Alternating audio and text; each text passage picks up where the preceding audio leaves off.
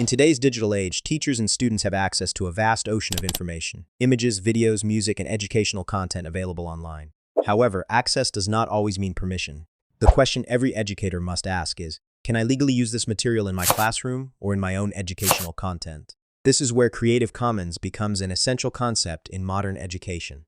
Creative Commons is a licensing system that allows creators to legally share their work with others under specific conditions, without requiring direct permission every time.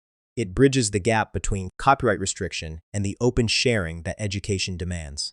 This masterclass explores what Creative Commons is, how it works, and why every teacher and student must understand it. Creative Commons, often abbreviated as CC, is a nonprofit organization that provides free standardized licenses which creators can attach to their work. These licenses tell the public exactly what they are allowed to do with that work, whether they can share it, adapt it, use it commercially, or must give credit to the original creator. There are three core types of Creative Commons usage that educators must understand. The first is attribution, CC BY, which is the most open license.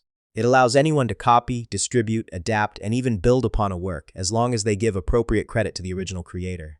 This is the most commonly used license in open educational resources. The second type is attribution non-commercial, CC BY NC, which permits sharing and adaptation of the material but strictly for non-commercial purposes. A teacher can use such material freely in a classroom or educational video, but cannot profit from it. The third type is attribution no derivatives, CC BY ND, which allows redistribution of the material in its original form only. No changes or adaptations are permitted. The work must be shared as it is, with full credit given. Understanding these types matters greatly for teachers who create video content, presentations, or digital learning materials. When a teacher downloads an image from the internet, uses background music in an educational video, or incorporates a diagram into a lesson, they are dealing with copyright, whether they are aware of it or not. Creative Commons licenses provide a clear, legal pathway for using such content responsibly. The sources of Creative Commons materials are wide and accessible. Platforms such as Wikimedia Commons, Pixabay, Unsplash, Free Music Archive, and the Khan Academy all offer content under various Creative Commons licenses.